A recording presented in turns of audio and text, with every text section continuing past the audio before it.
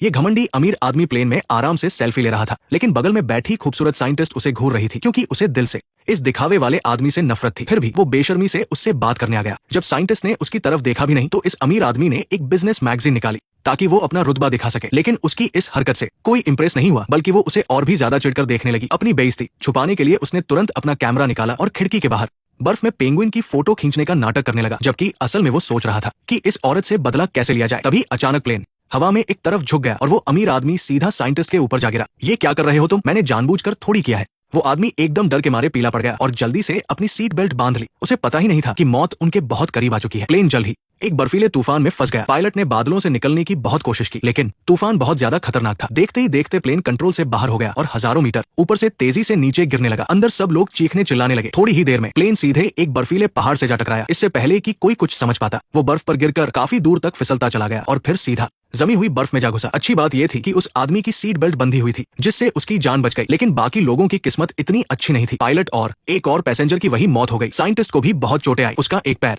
लोहे की भारी प्लेट के नीचे दब गया था, जिससे वो हिल भी नहीं पा रही थी। वो मदद के लिए जोर जोर से चिल्लाने लगी। उसकी आवाज सुनकर वो आदमी तुरंत वहां आया और बिना कुछ सोचे उसे बचाने में लग गया। लेकिन जैसे ही उसने पूरी ताकत से वो प्लेट उठाने की कोशिश की, अचानक प्लेन का वो हिस्सा तेजी से नीचे पानी में डूबने लगा और अंदर खूब सारा पानी भरने लगा। खुद को बचाने के लिए उसने एक बैग उठाया और उसे तड़पता हुआ छोड़कर वहां से भागने लगा, क्योंकि उसे पता था कि प्लेन बहुत जल्द समुद्र में डूब जाएगा और वो किसी अजनबी के लिए अपनी जान नहीं देना चाहता था। बेचारी लड़की को दर्द सहते हुए खुद ही प्लेट को उठाने की कोशिश करनी पड़ी, लेकिन वो हिली तक नहीं। अब वो पूरी तरह निराश हो चुकी थी। लेकिन जैसे ही उसने हार मानी, वो आदमी अचानक वापस आ गया। शायद उसे दया आ गई थी। उसने पहले आग बुझाने वाले सिलेंडर से प्लेट को अटकाया और फिर उसके जूते के फीते खोले। एन मौके पर उसने पूरी ताकत लगाकर लड़की को वहां से बाहर खींच लिया। लेकिन जैसे ही वो दोनों प्लेन से बाहर निकले, वो पूरा प्लेन उनके सामने ही पानी में डूब गया। हालांकि वो अभी के लिए मौत के मुंह से बच गए थे, लेकिन इस सुनसान अंटार्कटिका में जिंदा कैसे रहेंगे, ये बहुत बड़ा सवाल था। फोन में नेटवर्क नहीं था और किसी को भी उनके क्रैश की सही लोकेशन के बारे में नहीं पता था। अब उनके सामने जिंदगी की सबसे बड़ी चुनौती आने वाली थी। जमा देने वाली ठंड, खाने की कमी और कई अनजाने खतरे उनका इंतजार कर रहे थे। हवा रुक गई थी। हवा रुक गई। बहुत बढ़िया, जल्दी चलो, मौसम बदलने वाला है।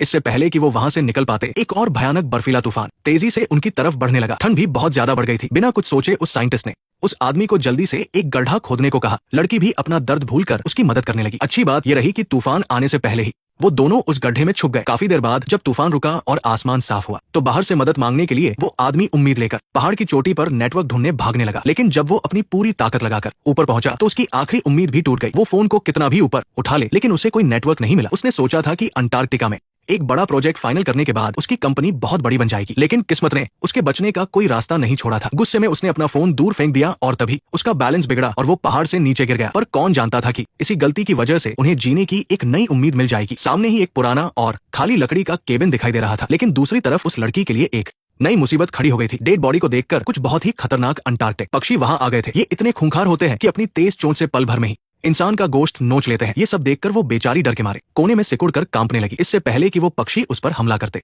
वो आदमी वहां पहुंच गया। उसने पक्षी की गर्दन पकड़ी और उसे जोर से दूर फेंक दिया। इस तरह उस आदमी ने एक बार फिर उसकी जान बचाई। जल्दी से अपना सामान उठाकर वो लड़की को अपनी पीठ पर बैठाकर उस केबिन की तरफ ले जाने लगा। वहां से केबिन ज्यादा दूर नहीं था, लेकिन गहरी बर्फ और खड़ी चढ़ाई की वजह से उनका चलना बहुत मुश्किल हो रहा था। मैं अब और दर्द बर्दाश्त नहीं कर सकती, मुझे बहुत तकलीफ हो रही है, वो आदमी जोर से चिल्लाया और सारा को कंधे पर उठाकर आगे बढ़ने लगा। लेकिन थकने की वजह से उसके पैर लड़खड़ा गए और बैलेंस बिगड़ने से दोनों सीधे पहाड़ से नीचे गिर पड़े। बहुत ज्यादा दर्द होने से सारा बेहोश हो गई। जब उसे होश आया तो वो आदमी उसे सही सलामत केबिन में ले आया था। अब क्या करे? मेरे पैर की हड्डी टूट गई है, इसे जोड़ना पड़ेगा। हड्डी जोड़ना ये मुझसे नहीं होगा, लेकिन अगर ऐसे ही छोड़ दिया तो सारा के पैर का इन्फेक्शन पूरे शरीर में फैल जाएगा और उसकी जान जा सकती है। मजबूरी में डेविड को सारा की बात माननी पड़ी। उसने पैंट हटाई और सारी तैयारी करने के बाद हिम्मत जुटाकर उसके पैर की हड्डी को अपनी जगह पर सेट किया। लेकिन इतने भयंकर दर्द से सारा फिर से बेहोश हो गई। जब उसे होश आया तो उसकी हड्डी जुड़ चुकी थी, लेकिन अब एक शर्मिंदगी वाली बात होने वाली थी। उसने झिझकते हुए बेड बजाकर कहा, अरे अब क्या हुआ? मुझे वॉशरूम जाना है। उसे इस हालत में देखकर डेविड को फिर से तरस आ गया। उसने बिना कुछ कहे एक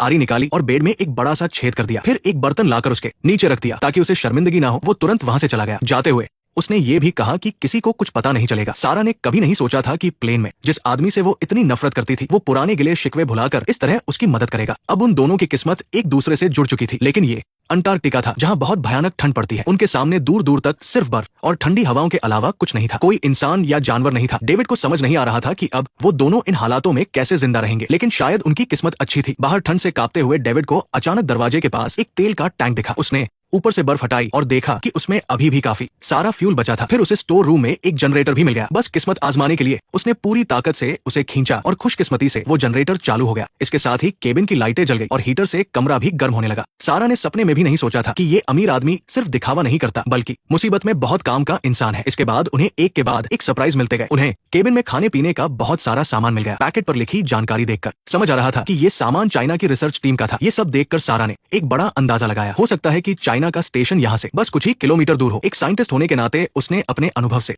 तुरंत केबिन की सही लोकेशन का पता लगा लिया। लेकिन मुश्किल ये थी कि उसे सिर्फ दूरी का अंदाजा था, दिशा का नहीं। इस दूर दूर तक फैली सफेद बर्फ की चादर में एक छोटा सा स्टेशन ढूंढना भूसे में सुई ढूंढने जैसा था। अगर तुम कोशिश नहीं करोगे तो कैसे पता चलेगा? सिर्फ 4 ही तो दिशाएं हैं, मैं जाकर ढूंढ लूंगा। लेकिन अभी जनरेटर में लिमिटेड फ्यूल है। अगर रोज कुछ घंटे भी चलाएं तो ये मुश्किल से कुछ ही दिन चलेगा और तब तक अंटार्कटिका में दिन खत्म होकर महीनों लंबी रात शुरू हो जाएगी। तब तापमान बहुत ज्यादा गिर जाएगा और अगर हीटर के लिए फ्यूल नहीं बचा तो वो ठंड से मर जाएंगे। तो फिर हमें कुछ ही दिनों में उसे ढूंढना ही होगा। मैं ऐसे ही मरने वाला नहीं हूँ। डेविड का ये हौसला देखकर सारा के अंदर भी जीने की उम्मीद जाग गई। बहुत सोच समझकर उन्होंने उस स्टेशन को ढूंढने का एक बढ़िया सा प्लान बनाया। डेविड ने जल्दी से जरूरी खाने पीने का सामान और कपड़े पैक किए और वो वहां से निकलने के लिए तैयार हो गया। पूरे कॉन्फिडेंस के साथ वो बर्फीली ठंडी हवाओं का सामना करते हुए गहरी बर्फ के बीच निकल पड़ा। उसने सोचा था कि पहले उत्तर दिशा की तरफ जाकर अपनी किस्मत आजमाएगा, लेकिन इस सफेद चादर में लिपटे अंटार्कटिका को देखकर वो अंदर से थोड़ा घबरा गया था। पर उसकी ये घबराहट ज्यादा देर नहीं रही। जल्द ही अंटार्कटिका के इस खूबसूरत नजारे ने उसका दिल जीत लिया। एक बड़े से पहाड़ पर खड़े होकर डेविड ने अपनी सारी चिंताएं और परेशानियां भुला दी। फिर उसने अपने कंधों से बैग का भारी बोझ उतारा और खुद को आजाद महसूस करते हुए बर्फ पर फिसलने लगा और अंटार्कटिका की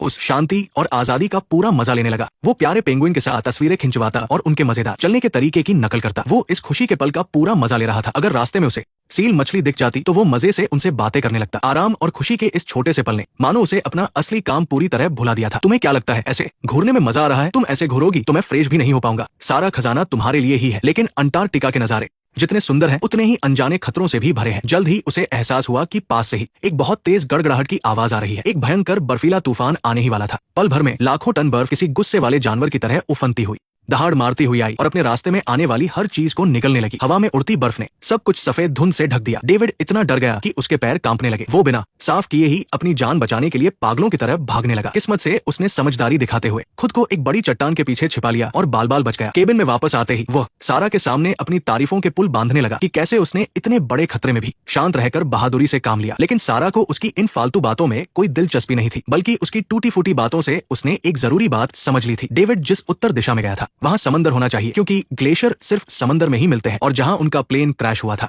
उसके पश्चिम में भी समंदर ही है। अब सिर्फ पूरब और दक्षिण की दिशा ही बची है। लेकिन अभी घर के बाहर चारों तरफ भयंकर बर्फबारी हो रही थी। इसकी वजह से उन्हें खोजने के काम में और भी कई अनजाने खतरे हो सकते थे। इसलिए सारा ने उसे 2 दिन आराम करने के बाद जाने की सलाह दी। इसकी कोई जरूरत नहीं है, मैं आज ही जा सकता हूँ। अगर तुम मर गए तो मैं भी जिंदा नहीं बचूंगी। अगर तुम 2 दिन में वापस नहीं आए तो मुझे खुद ही कुछ करना पड़ेगा। एक ज्योतिषी ने मुझसे कहा था कि मैं बहुत अमीर बनूंगा और मेरा एक भरा पूरा परिवार होगा और मैं अपनी पूरी उम्र जीऊंगा। हालांकि दोनों ही आने वाले खतरों को अच्छी तरह समझते थे, लेकिन डेविड अपनी उम्मीद और विश्वास से सारा को भी हिम्मत दे रहा था। उसने आराम करने में ज्यादा समय बर्बाद नहीं किया और थोड़ा सुस्ताने के बाद फिर से सफर पर निकल पड़ा। इस बार उसने मजाक मस्ती छोड़ दी और अपने कदम तेज कर लिए। आते जाते समय उसने एक एक पल का सही इस्तेमाल किया और बिल्कुल भी देरी नहीं की, क्योंकि उसे डर था कि अगर वो समय पर वापस नहीं पहुंचा तो सारा कोई गलत कदम न उठा ले। अच्छी बात यह रही कि दिन रात की मेहनत के बाद उन्होंने अपनी खोज का दायरा काफी कम कर लिया था। उनके बचने की उम्मीद भी बढ़ती जा रही थी। इस दौरान डेविड को न सिर्फ 20 किलोमीटर दूर औरोरा स्टेशन खोजने जाना पड़ता था, बल्कि केबिन में लौटने के बाद उसे सारा का ध्यान भी रखना पड़ता था। वो उसकी चोटों का ख्याल रखता और उसे आराम करवाता। दिन रात साथ रहने की वजह से सारा के मन में डेविड के लिए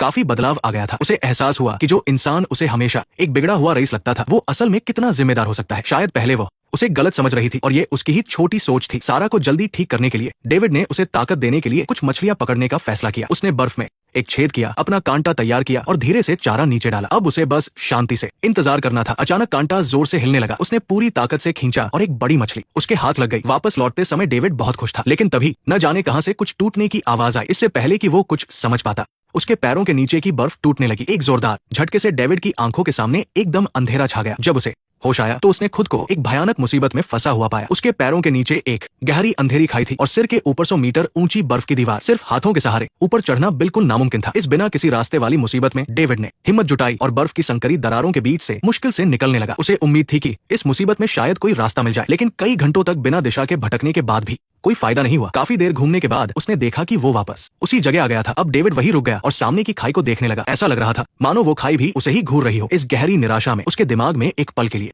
हार मान लेने का ख्याल आया, लेकिन जिंदगी और मौत की इस कशमकश में उसे अपने अंदर से एक आवाज सुनाई दी, अगर तुम मर गए। डेविड को तुरंत एहसास हुआ कि सारा के साथ उसका सिर्फ दिल का रिश्ता नहीं है, बल्कि उन दोनों की किस्मत एक दूसरे से जुड़ी हुई है। वो जानता था कि अब उसकी जान सिर्फ उसकी नहीं है, बल्कि उस पर सारा के जीने की उम्मीद भी टिकी है। जिम्मेदारी के इस गहरे एहसास ने डेविड को समझाया कि वो ऐसे ही हार नहीं मान सकता। उसने हिम्मत जुटाई और एक बहुत ही संकरी बर्फीली दरार में घुस गया, लेकिन जो कपड़े उसे ठंड से बचाने के लिए थे वही अब उसके लिए मुसीबत बन गए। वो उस कठोर बर्फीली दीवार के बीच बुरी तरह से फंस गया था। फिर भी उसने कोशिश करना नहीं छोड़ा। वो मौत से लड़ने के लिए डटा रहा और आखिर में अपनी पूरी ताकत लगाकर उस बर्फीली कैद से बाहर निकल ही आया। बिना एक पल की सांस लिए वो आगे की तरफ रेंगता रहा, लेकिन शायद किस्मत उसे इतनी आसानी से नहीं छोड़ना चाहती थी। जैसे ही डेविड मुश्किल से आगे बढ़ रहा था, दरार के अंदर से एक कान फाड़ देने वाली आवाज आई, जैसे आसमान टूट पड़ा हो, जिससे उसका दिल कांप गया। डेविड का दिल जोर से धड़कने लगा। उसे समझ आ गया कि ये अंदर से दरार के टूटने का इशारा है। वो घबराकर तेजी से आगे रेंगने लगा, लेकिन उसी पल बर्फ का पहाड़ किसी बाढ़ की तरह नीचे गिरा और पलक झपकते ही उसे अंधेरे और भयंकर ठंड में दबा दिया। उसी वक्त उस अकेले केबिन में सारा हड्डी कंपा देने वाली ठंड से कांप रही थी।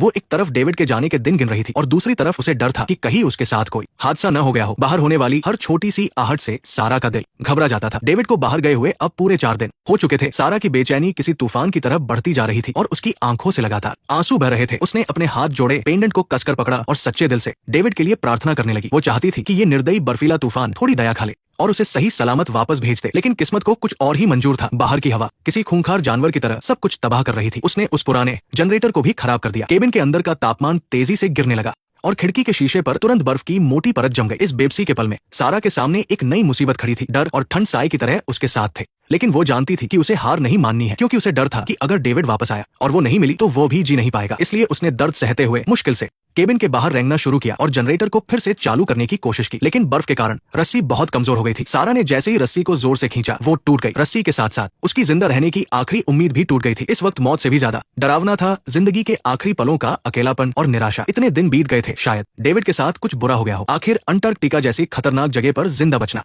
किसी चमत्कार से कम नहीं है। वो आसमान से गिरती हुई बर्फ को देखती रही और दूर दूर तक फैले उस खूबसूरत और शांत बर्फीले मैदान को भी। शायद अपनी जिंदगी को यहीं खत्म कर लेना ही सबसे बड़ा छुटकारा था। उसने धीरे से अपनी नजरें घुमाई और आखिर में पास ही पड़े एक टिन के ढक्कन पर उसकी नजर गई। आत्महत्या का ये ख्याल किसी शैतान की तरह उसे हमेशा के अंधेरे में बुला रहा था। आखिरकार उसने अपने कांपते हाथों से अपनी कलाई काट ली। उसका लाल खून उसके दर्द की तरह खामोशी से उस ठंडी बर्फ पर बहने लगा। उसने अपनी आंखें बंद कर ली और अपनी जान को ठंडी हवाओं के हवाले कर दिया। लेकिन दूसरी तरफ डेविड ने अभी हार नहीं मानी थी। उस गहरे अंधेरे में वो अपने लाइटर की हल्की रोशनी और सारा की चिंता के सहारे अपनी पुरानी कुल्हाड़ी से बर्फ काटकर बाहर निकलने का रास्ता बना रहा था। वहां से बच निकलने के बाद उसने एक पल भी बर्बाद नहीं किया और गहरी बर्फ पर अपनी पूरी ताकत लगाकर वापस दौड़ पड़ा। लेकिन जब वह केबिन में लौटा तो वही हुआ जिसका उसे सबसे ज्यादा डर था। वो घबराकर सारा के पास गया और झुककर उसकी कमजोर होती हुई सांसें सुनने लगा। उसका दिल डर से बैठा जा रहा था। वो जोर जोर से सारा का नाम पुकारने लगा, ये बताने के लिए कि वो अभी भी जिंदा है। गनीमत रही कि सारा सिर्फ बेहोश थी और जल्दी ही उसे होश आ गया। ये देखकर कि सारा ठीक है, डेविड की जान में जान है, उसने उसे कसकर गले लगा लिया। वो खुद को कोस रहा था और बहुत डरा हुआ भी था। वो सोच भी नहीं सकता था कि सारा के बिना उसकी दुनिया कितनी अकेली और सूनी हो जाती। शुक्र है कि किस्मत ने उन्हें एक और मौका दे दिया। डेविड ने जल्दी से जनरेटर ठीक किया और अपनी जान पर खेलकर लाई गई मछली का सूप बनाया। लेकिन इतना सब कुछ झेलने के बाद भी सारा अभी तक उन डरावने पलों से बाहर नहीं आ पाई थी। उसकी आंखें खाली और उदास थी, मानो उसने अपनी आत्मा खो दी हो। आने वाले कल को लेकर वो डरी हुई थी। उसे नहीं पता था कि ऐसे दिन कब खत्म होंगे। मैं बर्फ की खाई में गिर गया था, हम जिंदा बच जाएंगे, है ना? डेविड को सारा से वो जवाब नहीं मिला जो वो चाहता था, लेकिन वो जानता था कि जितनी जल्दी हो सके औरोरा स्टेशन पहुंचना ही उनके बचने का इकलौता रास्ता है। इसलिए उसने आराम नहीं किया और थोड़ा सा सुस्ताने के बाद तुरंत निकलने का फैसला किया। लेकिन जाने से पहले उसे अब भी चिंता सता रही थी। अगर तुम सच में मेरे बिना या अगर मैं वापस ना आ पाऊं तो मैं चाहता हूं कि तुम कम से कम सारा डीजल इस्तेमाल कर लो और डिब्बे वाला खाना खत्म कर दो, उसके बाद ही कुछ सोचना। डेविड ने हिम्मत करके बर्फ पर चलना शुरू किया। हड्डियों को कंपा देने वाली सर्द हवाओं का सामना करते हुए उसने कई पहाड़ पार किए। वो बिना रुके उस दूर औरोरा स्टेशन को ढूंढ रहा था। उसके कदमों के निशान इस विशाल बर्फीले इलाके में हर जगह फैल चुके थे, लेकिन इस शांत दिखने वाली बर्फीली जमीन के नीचे कई ऐसे खतरे छिपे थे जिनका कोई अंदाजा नहीं लगा सकता था। जब डेविड अपना पूरा ध्यान लगाकर आगे बढ़ रहा था तभी उसकी आंखों में एक तेज दर्द हुआ। ऐसा लगा जैसे उसकी आंखों के अंदर आग भड़क उठी हो या फिर किसी ने एक साथ कई सुइयां चुभा दी हो। वो दर्द से तड़पते हुए बर्फ पर घुटनों के बल गिर पड़ा। उसने मुश्किल से सख्त बर्फ को तोड़ा और जल्दी से मुट्ठी भर बर्फ उठाकर अपनी आंखों पर रख ली ताकि इस भयानक दर्द से कुछ राहत मिल सके। लेकिन उसे नहीं पता था कि हालत और भी खराब होने वाली है। उसकी आंखों के सामने धुंधलापन छाने लगा और नीचे का रास्ता भी अब साफ नहीं दिख रहा था। डेविड सिर्फ अपने अंदाजे के भरोसे लड़खड़ाते हुए उस बर्फ में आगे बढ़ता रहा, गिरते पड़ते और घिसटते हुए। आखिरकार वो लकड़ी के घर के पास पहुंच गया। हालांकि घर बस कुछ ही दूरी पर था, लेकिन उसे कुछ दिखाई नहीं दे रहा था। वो पूरी तरह से खोया हुआ और बेबस महसूस कर रहा था। घबराहट में उसे कुछ समझ नहीं आ रहा था और वो हताश होकर पूरी ताकत चिल्लाने लगा। उसकी इस चीख ने घर के अंदर सो रही सारा को चौंका कर जगा दिया। वो जल्दबाजी में किसी तरह बिस्तर से उठी और तुरंत डेविड को जवाब देने लगी। उसकी यह आवाज डेविड के लिए ऐसा था जैसे गहरे समंदर में भटके हुए को किनारे की रोशनी मिल गई हो। इसने उसे सही रास्ता दिखाया और धुंध से बाहर निकालकर घर तक पहुंचाने में मदद की। डेविड डेविड मैं यहाँ हूँ, मैं यहाँ हूँ। डेविड के बच जाने के बाद वो सीधा जाकर सारा के गले लग गया और फूट फूट कर रोने लगा, क्योंकि अब उसकी आंखों की रोशनी जा चुकी थी। उसे लगा कि अब बचने की कोई उम्मीद नहीं है। गनीमत है कि सारा ने उसे बताया कि ऐसा सिर्फ लंबे समय तक बर्फ में चलने और उसकी चमकती रोशनी की वजह से हुआ है। उसे स्नो ब्लाइंडनेस हो गया है। बस 3 दिन आराम करने से वो पूरी तरह ठीक हो जाएगा। ये जानकर डेविड ने राहत की सांस ली और सारा की गोद में सिर रखकर गहरी नींद में सो गया। डेविड की हिम्मत और कभी हार न मानने की जिद धीरे धीरे सारा के टूटे हुए दिल को भी जोड़ रही थी। जब डेविड घर में आराम कर रहा था तब सारा ने प्यार से उसके नहाने के लिए गर्म पानी तैयार किया। सारा ने भी इस प्यार का जवाब अपने तरीके से देने का फैसला किया। उसने एक कैंची ली और डेविड की दाढ़ी सेट करने लगी। पर्दों से छनकर आती हुई सूरज की रोशनी ने न सिर्फ कमरे के हर कोने को रोशन कर दिया बल्कि उन दोनों के बंद दिलों को भी धीरे धीरे पिघलाना शुरू कर दिया। इस शांत और खूबसूरत माहौल में उनके बीच एक ऐसा प्यार पनपने लगा जिसे लफ्जों में बयां नहीं किया जा सकता था। डेविड ने प्यार से सारा के बालों को हटाया और फिर खुद को रोक नहीं पाया और धीरे धीरे उसके करीब आने लगा। तुम्हें दिखाई दे रहा है, मैंने ठीक से नहीं देखा। कभी एक दूसरे की शक्ल न देखने वाले ये दो दुश्मन अब साथ रहते थे, एक दूसरे को पसंद करने लगे थे। लेकिन दोनों में से किसी की भी अपने दिल की बात कहने की हिम्मत नहीं हो रही थी, क्योंकि दोनों ही ये बात अच्छी तरह जानते थे कि वे आगे जिंदा बचेंगे भी या नहीं, इसका कोई भरोसा नहीं था। अगले दिन सुबह जब वे शांति से नाश्ता कर रहे थे तभी अचानक बाहर से किसी के दरवाजा पीटने की जोरदार आवाज आई। डेविड तुरंत बाहर देखने के लिए दौड़ा, लेकिन दरवाजा खोलने पर बाहर कोई नहीं था। उसे थोड़ी निराशा हुई और वो बेबस महसूस करने लगा। लेकिन जैसे ही वो उदास होकर वापस पलटने लगा वो आवाज फिर से आई। इस अजीब सी घटना ने उन दोनों के चेहरों की हवाइयां उड़ा दी। अभी वे कुछ सोच ही रहे थे कि अचानक लकड़ी का दरवाजा जोर से खुला। डेविड इतना डर गया कि उसने जल्दी से अपना टिफिन उठा लिया, लेकिन उन्हें ये देखकर बहुत हैरानी हुई कि वो छिपकर आने वाला मेहमान और कोई नहीं बल्कि एक प्यारा सा और गोलमटोल पेंगुइन था। इसे देखकर डेविड की जान में जान आई और उसने राहत की सांस ली। इस छोटे से मेहमान के आने से उनकी बोरिंग जिंदगी में थोड़ी मस्ती आ गई, लेकिन इस बात को लेकर उन दोनों के बीच थोड़ी बहस भी हो गई। तुम ये क्या कर रहे हो डेविड? तुम्हारी हिम्मत कैसे हुई इस प्यारे और मासूम से छोटे मेहमान को देखकर? आखिरकार डेविड का दिल पिघल ही गया और इस तरह वह भी उनके इस छोटे से परिवार का हिस्सा बन गया। सारा ने उसका एक प्यारा सा नाम भी रखा, मोटू। मोटू का आना जैसे किस्मत का कोई खेल था जिसने उन दोनों की जिंदगी में अचानक से ढेर सारी खुशियां और चमत्कार भर दिए। डेविड की प्यार भरी देखभाल से सारा के पैरों की चोट भी दिन ब दिन ठीक होने लगी थी और उसकी मुस्कान भी अब और भी प्यारी हो गई थी। खाली समय में डेविड एक स्लेज गाड़ी लाता और सारा को उस पर बिठाकर इस खूबसूरत बर्फीली वादियों की सैर कराता और मोटू भी खुशी से उछलता हुआ उनके पीछे पीछे दौड़ता। स्लेज पर बैठी सारा के चेहरे पर एक बहुत प्यारी सी मुस्कान थी। ये तीनों साथ में इतने खुश थे कि वे अंटार्कटिका के इस बेहद खूबसूरत नजारे में पूरी तरह खो गए थे,